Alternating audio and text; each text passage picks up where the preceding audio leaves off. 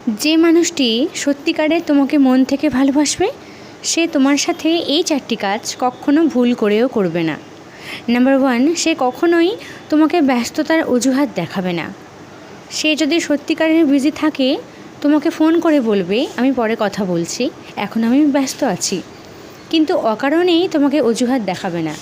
যে মানুষটি কারণে নয় অকারণে তোমাকে ব্যস্ততার অজুহাত দেখায়, তুমি কিছু করতে বললে, তুমি কিছু জানতে চাইলেই বলে আমি বিজি আছি, সে আর যাই হোক তোমাকে কখনো ভালোবাসে না। এটা মনে রেখে দিও। নাম্বার 2, যে মানুষটি তোমাকে সত্যিকারের মন থেকে ভালোবাসবে সে কখনোই তোমাকে ছেড়ে যাওয়ার কথা ভাববে না। সে হাজারো সমস্যার সম্মুখীন হয়েও তোমার সাথে থেকেই সমস্যার সমাধান করবে, কিন্তু তোমাকে ছেড়ে কখনোই যাবে না। কারণ সে জানে ভুল ত্রুটি প্রত্যেকেরই হয়, ভুলগুলোকে সংশোধন করে নিতে হয়, কিন্তু কখনো কাউকে ভালোবাসলে তাকে ছেড়ে চলে যেতে নেই।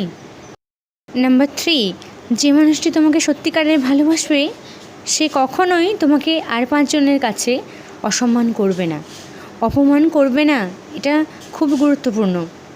যে তোমাকে সত্যিকারের ভালোবাসবে সে সর্বদা তোমাকে সম্মান করবে, সবার মাঝেও আড়ালেও। তাই যদি এই লক্ষণটি তোমার কাছের মানুষের মধ্যে থাকে জানবে সে তোমাকে ভালোবাসে না।